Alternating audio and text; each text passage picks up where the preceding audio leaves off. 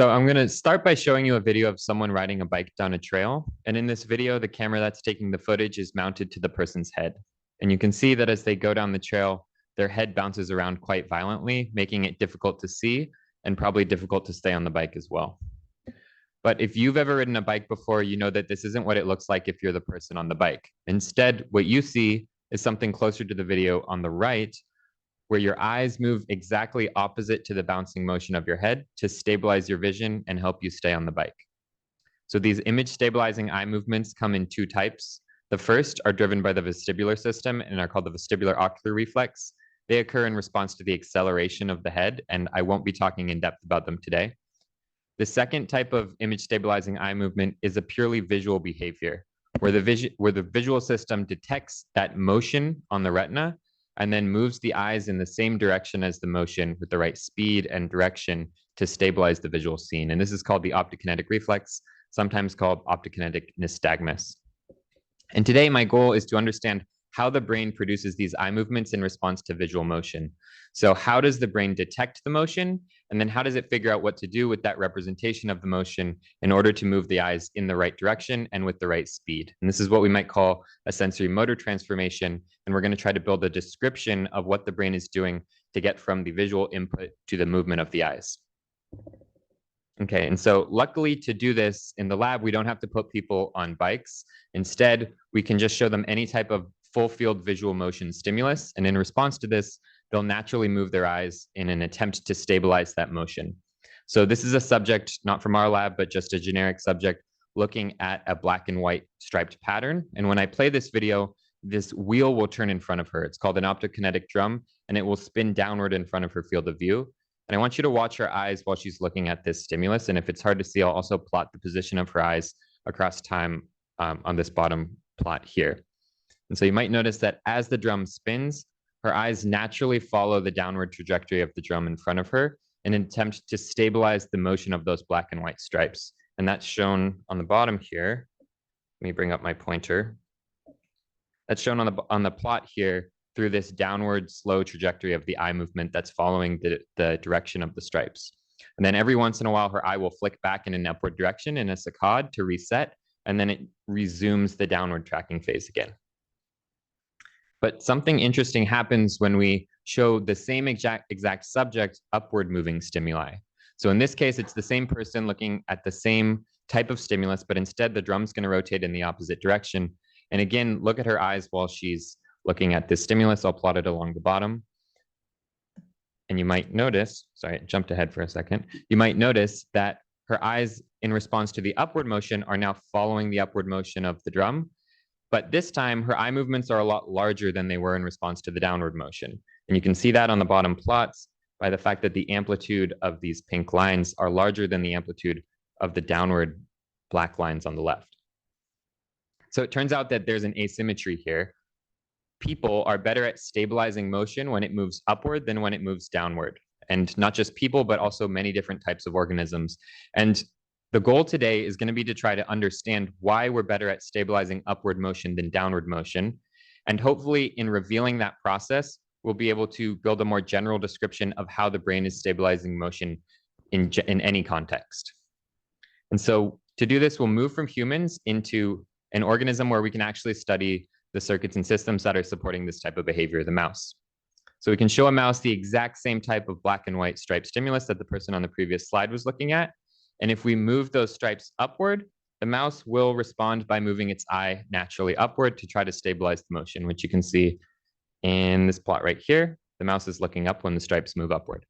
If the same stripes move downward, just like the human, the mouse will move its eye downward reflexively. If we then take those stripes and oscillate them up and down over time so that they retain a constant average position but move upward and back downward, the mouse will follow the trajectory of that upward and downward motion. So here I'm showing you in the purple color, the position of the stripes over time where they go up and down. And in the green color, the position of the mouse's eye across time. And you can see that the mouse's eye follows the same frequency of oscillation as the stripes, but it also drifts off in the upward direction across time, despite the fact that the stripes are keeping a constant average position. And so this is indicating that as the stripes are moving upward, the mouse's eye moves further in the upward direction than it does when the stripes turn around and move back downward. And this is just one example, but we've done this across many different mice and many repetitions of these oscillations. And here's the average eye position in green of the mice across a single oscillation cycle. And you can see that they reliably end their eye position higher than where they started. So just like in humans, mice are better at stabilizing motion when it's moving upward than they are when the motion is moving downward. Okay, so the goal is again to try to build a description of why this is happening in terms of what the brain is doing in response to upward and downward motion. Before we do that, I'd like to tell you a little bit about what we already know about this system and then what's left to be discovered. So we know that as mice are looking at these black and white stripes, the image of the motion is projected onto their retina and encoded by many different types of retinal ganglion cells, here represented by different colored dots. So for example, the green dots might be responsive, might be a specific retinal ganglion cell type that are responsive to flashes of light, and the blue dots might be a different retinal ganglion cell type that are responsive to a different type of stimulus, for example, a high contrast stimulus. But for the purposes of supporting these reflexive eye movements and encoding the motion of the stripes, we think that there are only 2 retinal ganglion cell types out of the more than 40 in mice that are actually doing the work here and encoding this motion. And those are called upward and downward preferring on direction selective ganglion cells. And I'll give you a few reasons to believe why these are the right cells to be looking at to understand how this motion is encoded in the retina. And the first 2 reasons come from the fact that these cells respond to the exact type of stimulus that drives the eye movements. So as I mentioned in their name, these cells are direction selective neurons, which means that if you show them a moving stimulus, they respond only when the stimulus moves in a particular direction. For the pink cells, they respond only when the stimulus moves upward or when they see upward motion. And for the gray cells, they respond only when they see downward motion.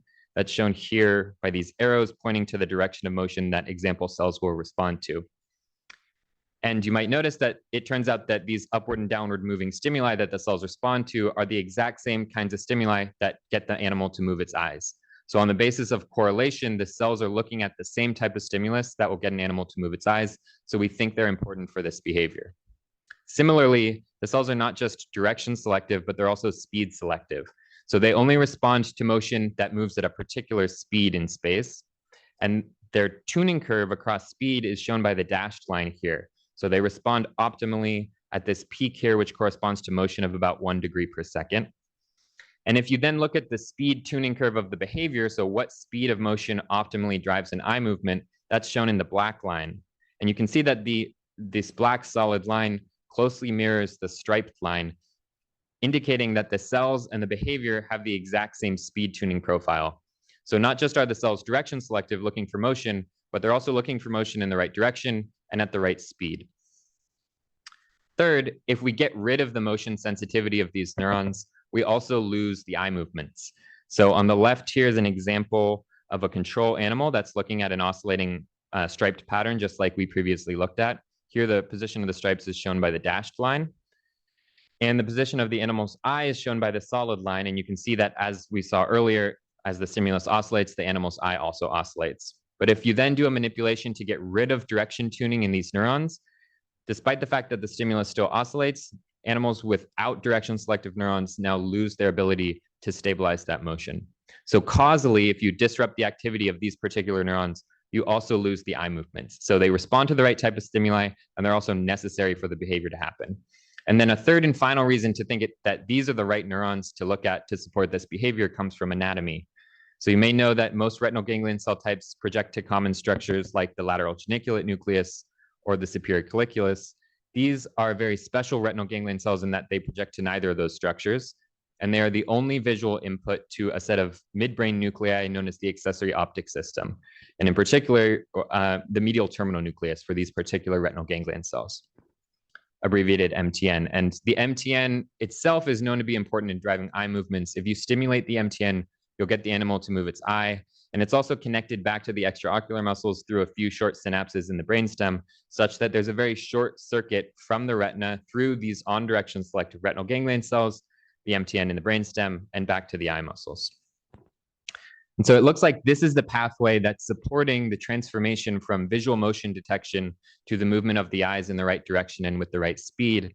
But there are a few questions left to be answered if we want to understand how this system actually works. And those are, first, we don't understand how the retina is representing visual motion. So how do these ganglion cell populations respond to motion stimuli and produce a representation of that motion? And second, how is that representation used in the brainstem and transformed in the brainstem to ultimately generate the right kinds of eye movements? And if we can answer both of these questions, then we'll have a full description of how this pathway works and be able to understand what the brain is doing in response to moving stimuli to move the eyes in the right way. Okay, so these are the two questions that I'll be addressing today. Again, the first one is, how is motion encoded in the retina? And in particular, we're talking about vertical motion here. And the second is, how is that retinal representation of vertical motion then processed in the brain to drive eye movements? So we'll begin with the first question. How is motion encoded in the retina? So to answer this question, we made a central injection of a retrograde tracer into the brainstem nucleus that these neurons project to, the MTN. And because these are the only cells in the retina that project to this nucleus, a few days later, after the tracer has gone back into the retina, we can dissect the eye and look at it under dissect the retina and look at it under a 2-photon microscope. And the only cells that will be fluorescent are these ganglion cells. We can then target them for patch clamp recordings to ask how they encode motion. And in particular, we'll ask how they respond to a moving stimulus that takes the form of a drifting bar of bright light in 8 different directions. So if we look at the number of spikes or action potentials that these neurons produce while we show them this drifting bar stimulus, we get plots like these two that I've just brought up. So this is an example response of one of the up direction selective retinal ganglion cells. And this is an example response of one of the down direction selective retinal ganglion cells. And the way this plot works is that we're showing the response to each of the 8 different directions that the bar can move in. And the distance of the point away from the center of the circle represents the magnitude of the cell's response. So this is an up cell because these responses to upward motion here are larger than the responses to downward motion. In contrast, this is a down cell because it's spiking more when the stimulus moves downward. So we're really interested in the question of what do the retinal representations of motion look like? And I've already showed you that there's an asymmetry in our ability to respond to produce eye movements to upward and downward motion. And you might notice that just by looking at these 2 example cells here, there's sort of an analogous asymmetry happening in how they're encoding motion. So if you look at these raster plots around the outside of the tuning curves, which are showing you the number of spikes that the ganglion cells are producing on individual trials to the bars moving in each of the directions, you might notice that the up cell spikes a lot more than the down cell does on average. And so this might mirror the type of asymmetry that we see in the behavior, and it might suggest that there's an asymmetry in the retinal representation of upward and downward motion that could potentially be linked to that behavioral pattern. But these are just 2 example cells. So these are the average tuning curves now across hundreds of up cells and hundreds of down cells. And I've just taken those 8 directions of the bar stimulus and plotted them along the x-axis. And for the y-axis, we're looking at the number of spikes on average that these cells are producing.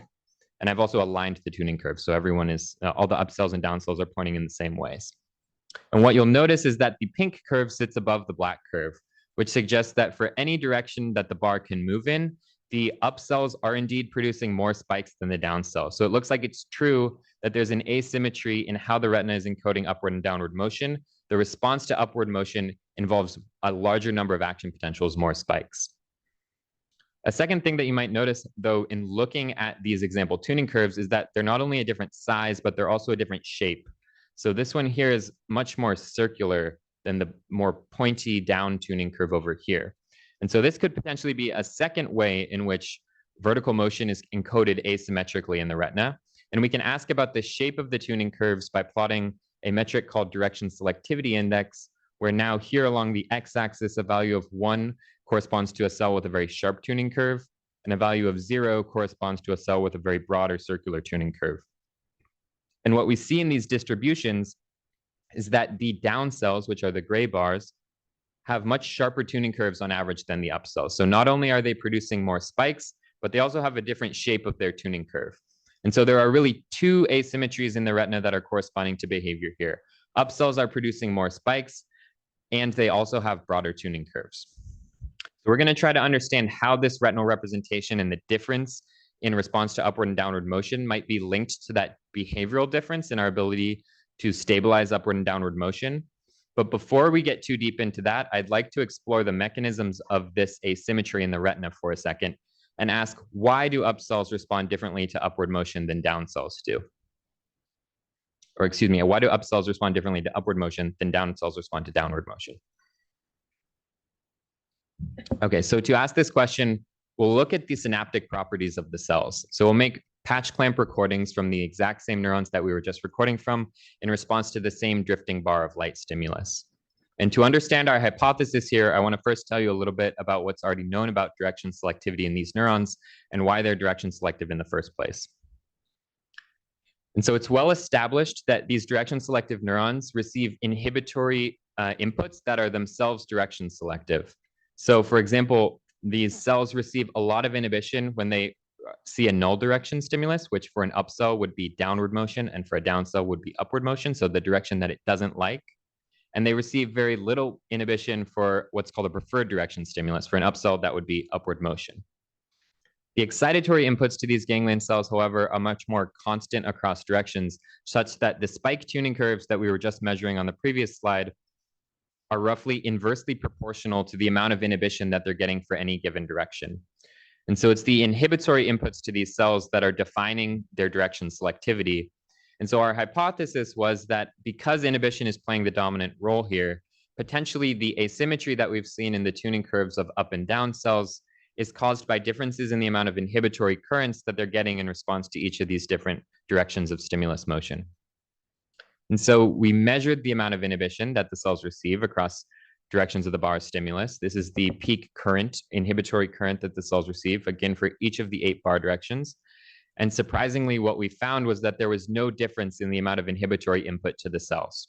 So it looked like our hypothesis wasn't true. But surprisingly, when we then measured the amount of excitation to the cells, we found that there was a significant difference across every single bar direction in the amount of excitatory input that the cells receive, such that our model has become up and down cells receive very similar amounts of direction selective inhibition, but different amounts of directionally untuned excitation, where the up cells receive more excitatory input than the down cells across stimulus directions, leading to a spike tuning curve in the up cells that is larger than the spike tuning curve in the down cells. And you can compare that prediction to the actually measured average tuning curves that I showed you on the previous slide, which are now plotted on the bottom here. And so I'll pause for a second because I want to just explore whether this makes sense or not. We've seen that up cells spike more than down cells do. And we've also seen that they receive more excitatory input. And I think there's a clear connection there between receiving more excitation and producing more spikes.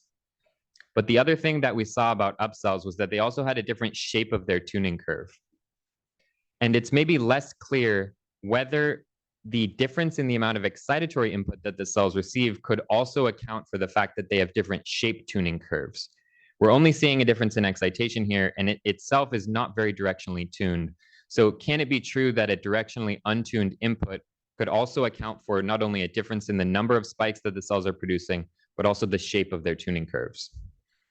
And so I'll explore this question very briefly today. We've done a lot of experiments, modeling experiments and electrophysiology experiments to try to explore this question. And I'm just going to show you the results of a single modeling experiment that suggests that, yes, a difference in the amount of excitatory input to a cell, even when it's directionally untuned, can change the shape of the cell's tuning curve.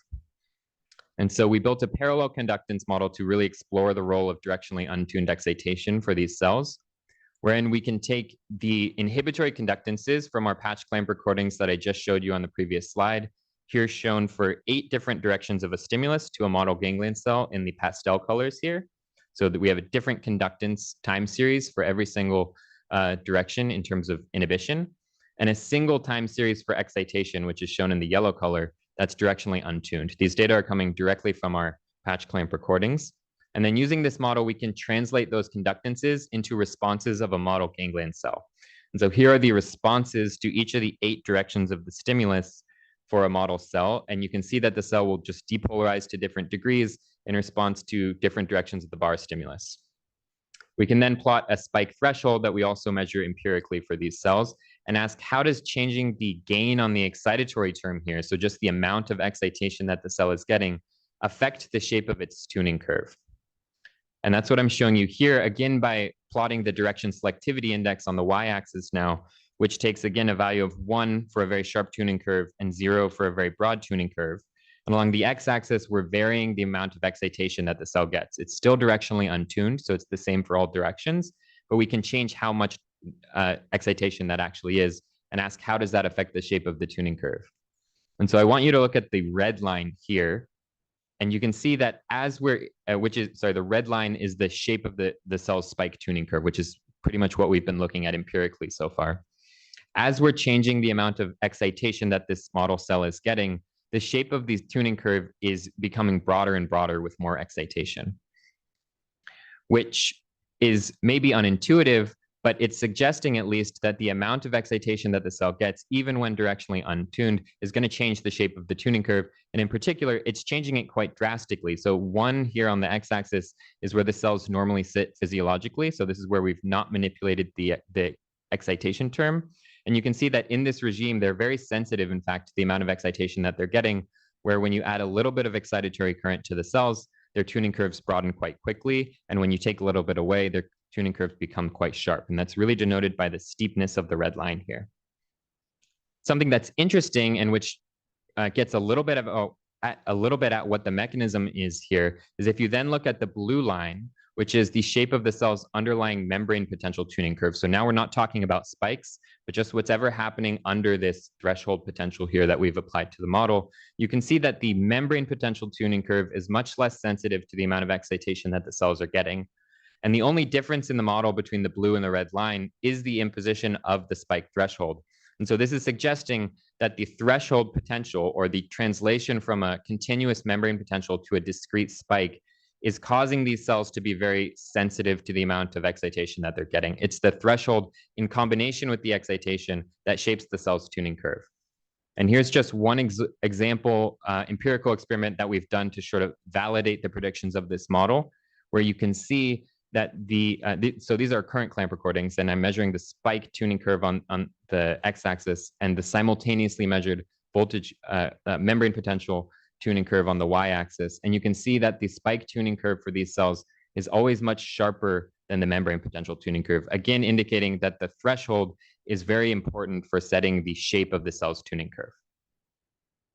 Okay, so that was a little bit of an exploration of the mechanism here, but I'll zoom back out. And again, we were asking, how does the retina respond to upward and downward motion? And what is the retinal representation of that motion? And what we discovered was that there's an asymmetry in how the retina responds to upward and downward motion. It spikes more to upward motion, and up cells also have broader tuning curves.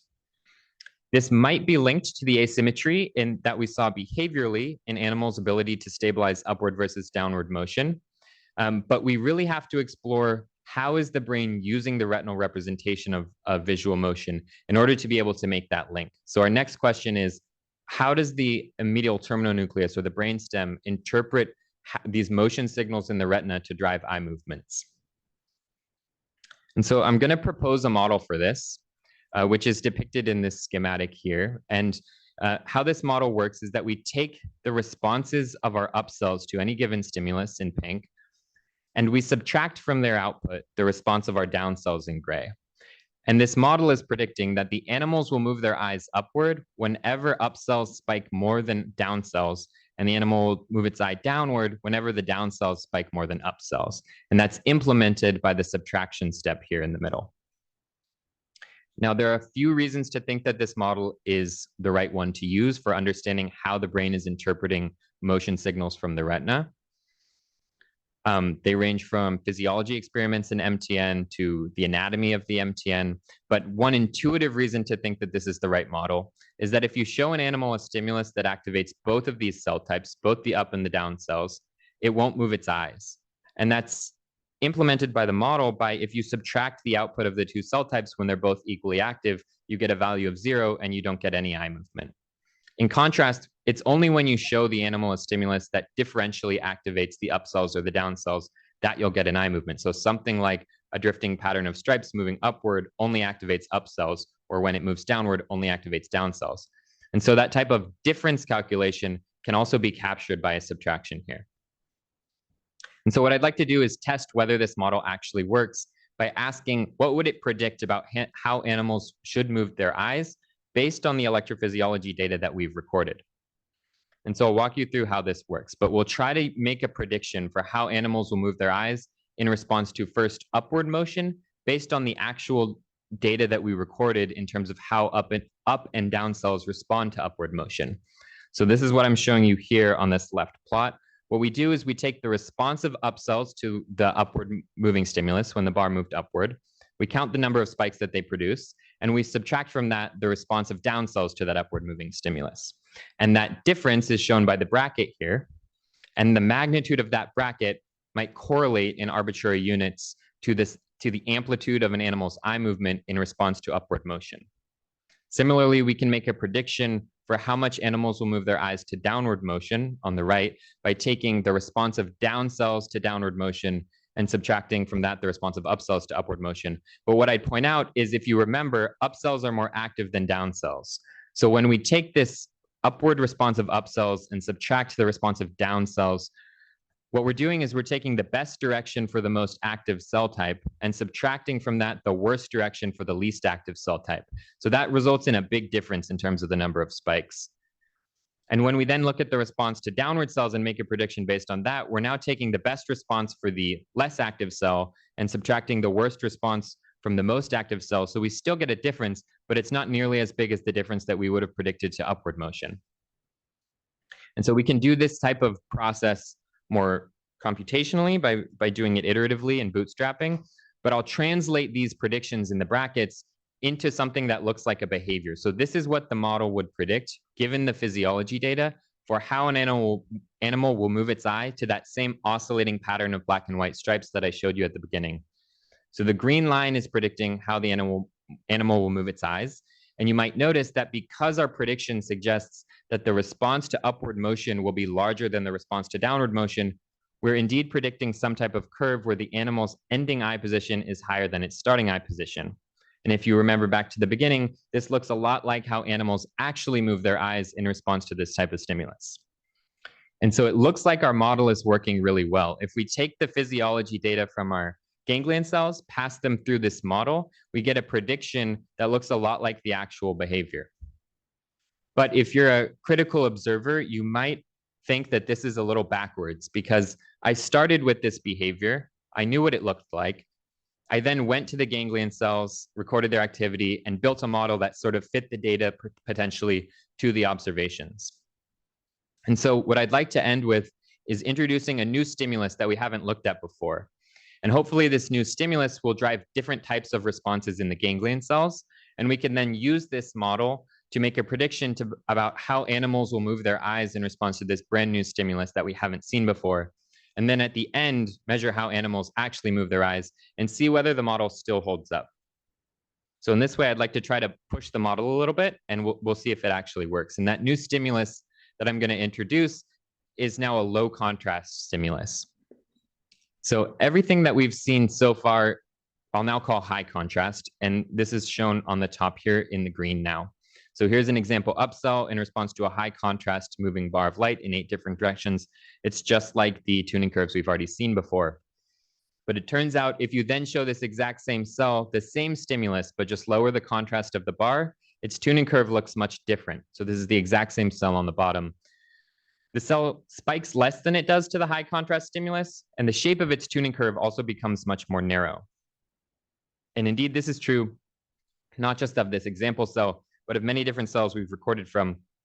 I'm showing you here the tuning curve area of several different cells, which is a proxy for the number of spikes that the cells are producing, or the size of the tuning curve. And you can see for every cell, they fall in this green region, indicating that every cell spikes more to a high contrast stimulus than a low contrast stimulus.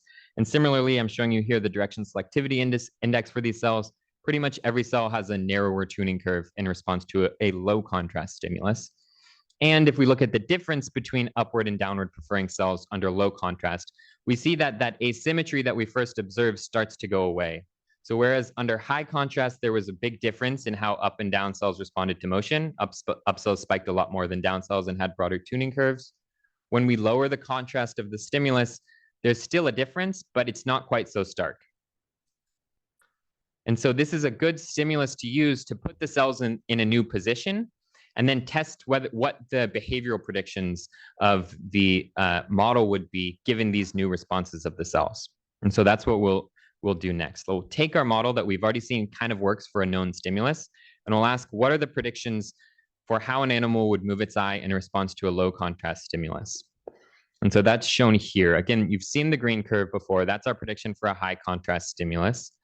And now the brown curve is showing you our prediction for how an animal will move its eyes to a low contrast stimulus, given this model and given the responses of the cells to a low contrast drifting bar of light.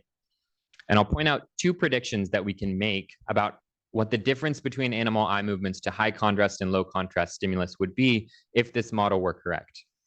The first is that the brown line sits below the green line. So that's suggesting that the model is indicating that the animal will move its eye less when the contrast is lowered.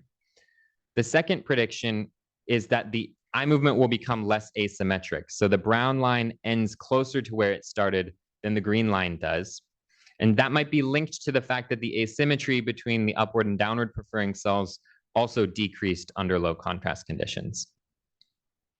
So these are the predictions of the model. And we'll now compare this to how animals actually move their eyes under the same low contrast condition, which we haven't seen before.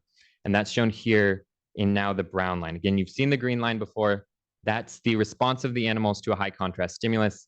And the brown line is here the average response of animals to a low contrast oscillating stimulus. And what we see is indeed that the brown line sits below the green line, indicating that our first prediction was true. The eye movements are smaller. And second, that the brown line ends closer to where it started than the green line does. The eye movements are less asymmetric under low contrast conditions. It looks like the brown line comes very close to where it started, but it is in fact still asymmetric very slightly under low contrast.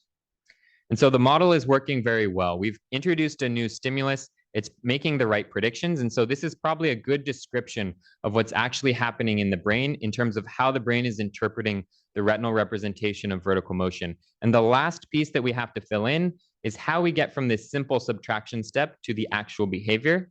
And that can be summarized by a series of nonlinearities in the brainstem here by simply plotting the linear prediction or the output of the subtractive step, which is all of these predictive curves that I've shown you so far, against the actual behavior of the animal. So this gives you a lookup table to get from the subtraction output to the eye movement that you would expect. But what you might notice is that this nonlinearity, supposed nonlinearity, is actually quite linear. It has a little bit of curvature to it, but not much. And the explanation for that is that our subtraction itself is actually a very good prediction of behavior. So you actually don't need very much of a nonlinearity to get from the subtraction step directly to the behavior. It's the subtraction itself that is the main computational function that's happening in the brainstem. So this answers our second question. How is the retinal representation of motion processed in the brain? It's mainly a subtraction of the outputs of the upward and downward preferring cells, and the difference in their activity tells the animal how much to move its eye and in what direction. And so together, we've produced a description of how this sensory motor transformation takes place. When animals look at a moving striped pattern, they're encoding that motion in their retina differently for upward and downward motion. And the outputs of those neurons are subtracted in the brainstem to ultimately figure out how much to move the eyes and in which direction. And to end, I'd like to give a brief description of how we can use this type of basic insight into sensory motor transformations for clinical applications and translational applications. So I'll just point out two things about what we've discovered so far today that suggest that this type of description can be useful for understanding disease.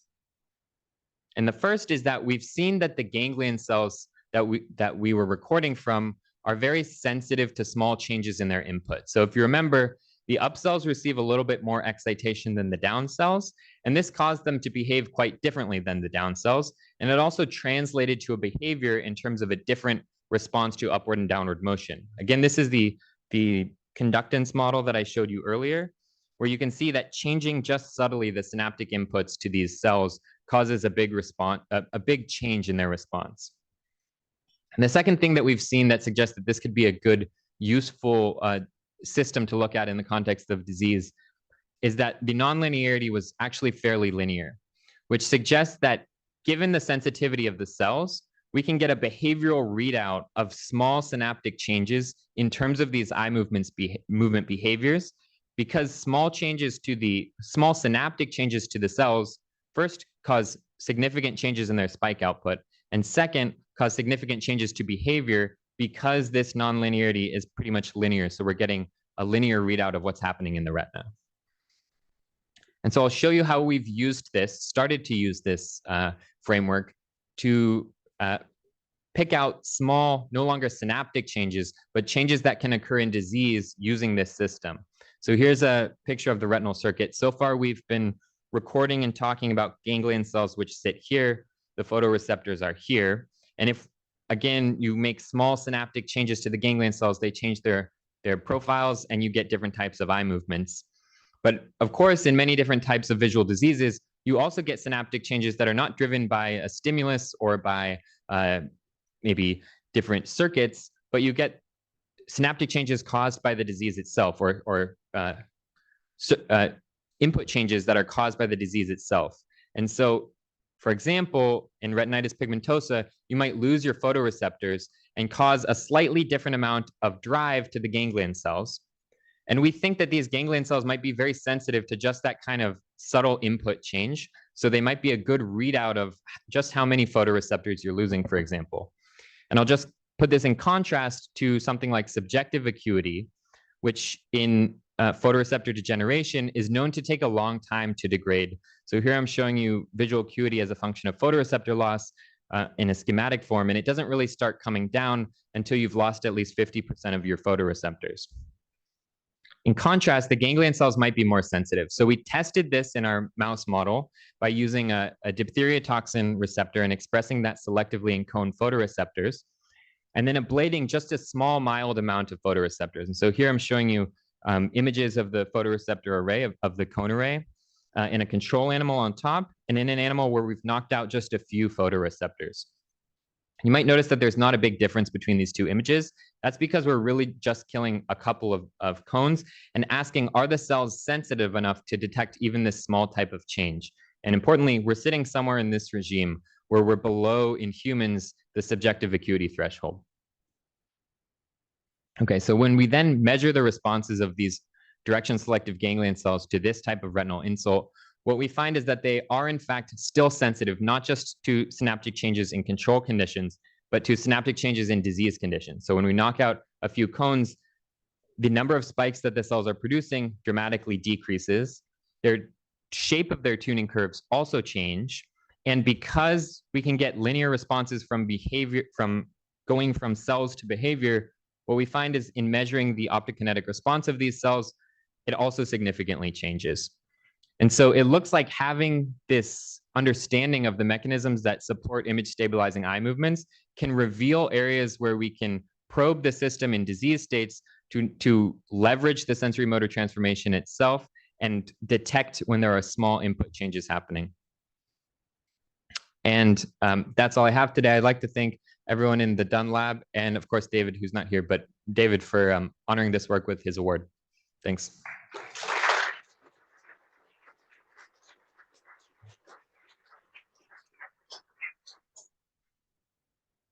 Questions?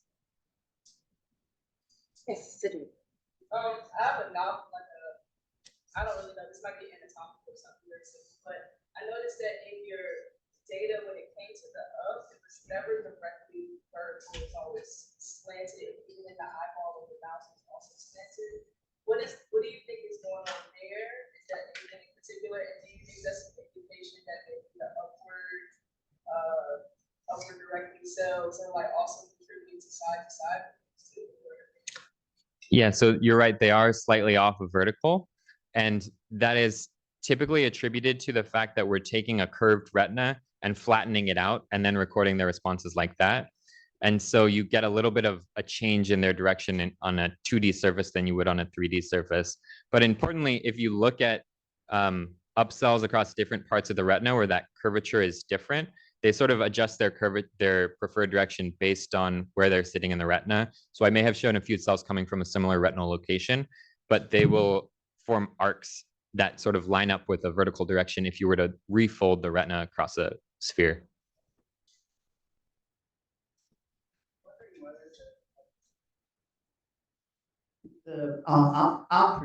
prefer ganglia cells and downward prefer ganglia cells are kind of evenly distributed in the retina, or they have different partnering. And my second question is just pure curiosity. During the evolution-wise, how this kind of behavior being developed? Is it pro-survival, or do you have any hypothesis on that? Yeah. So for the first question is, where are they evenly distributed across the retina? Up and down cells are evenly distributed across the retina. We do see slightly different responses from both cell types depending on where they are in the retina. So if it's a dorsal cell versus a ventral cell, it might spike a little bit more, a little bit less. And we don't have a great explanation for that. In terms of where this type of behavioral phenomenon comes from evolutionarily, the hypothesis is that the most common visual motion that you'll see in the world occurs when you walk forward. And when you walk forward, the ground is moving past you, but perceptually that looks like a downward motion of the ground as it's moving this way. And you don't want to be stabilizing that kind of movement because that's just natural flow that you want to ignore. And so potentially we're worse at stabilizing downward motion, or we need more motion or a stronger stimulus to get us to move our eyes downward because we're always ignoring that type of stimulus in natural environments.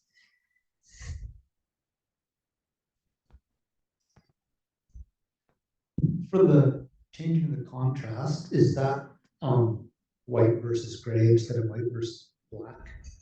So there's a background, which is a dim illumination always. And then there's a bright bar on top of that. And we're just going from brighter to less bright in terms of the bar. So what if you, instead of changing that, I don't know the right words for it, instead of changing that difference, but blended the white into whatever it is, white and black? Yeah. So it's not a crisp demarcation. What does that do? It's not a line, but it's a continuous gradient. Yeah, it's pretty much the same response. So we've done that in terms of using a sinusoidal grading and measuring the response of the ganglion cells, and they're still direction selective. I don't think they look exactly for the edge, but they're looking for a bright band of light, maybe surrounded by darkness that's moving in a given direction. Does it change the amplitudes? It will change the amplitudes. Any parameter of the stimulus that you change is going to slightly change the responses of the cells.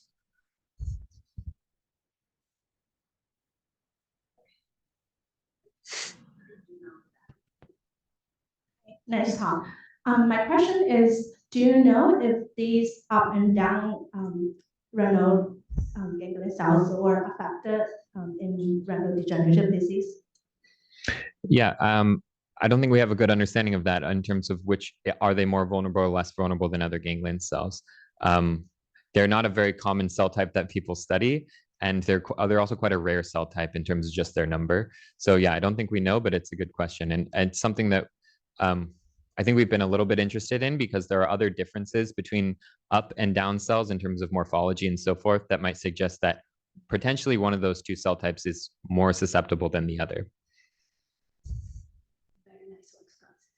So quick question about the photoreceptor degeneration data that you showed. So did I understand it correctly that you specifically ablated the cones? Yeah. Would you also, have you looked at any rod specific disease, and what kind of data would you expect of that? Yeah, we haven't looked at any rod-specific disease. I think it's up to, it's not well established whether these ganglion cells are really receiving a lot of rod input or not. And so we don't really know. The eye movements still happen under rod light levels. So presumably there is something there. But we've also been interested in exploring that direction. Beautiful work, thank you so much. Is it experimentally possible to ablate the ganglion cells that specifically react to one direction or another? And then what would you expect to see? Yeah, that's a great question. I think it's becoming more possible. I don't know that anyone's specifically done that yet, but we're starting to get the genetic tools to be able to target just one ganglion cell or another. People have done this in a slightly different context where they'll knock out the direction selectivity of a horizontal ganglion cell, for example. The predicted response is a nystagmus that happens in the absence of a stimulus. So if you get rid of the upward preferring cells, you might have a constant downward nystagmus because you're getting a larger response from the down cells and no response from the up cells. And there are certain genetic mutations that affect the direction tuning of these ganglion cells that are the same genes that are linked to congenital nystagmus in humans. And so I think there's a nice link there in terms of the behavioral prediction. Let's, thanks, guys. Congratulations. Thank you.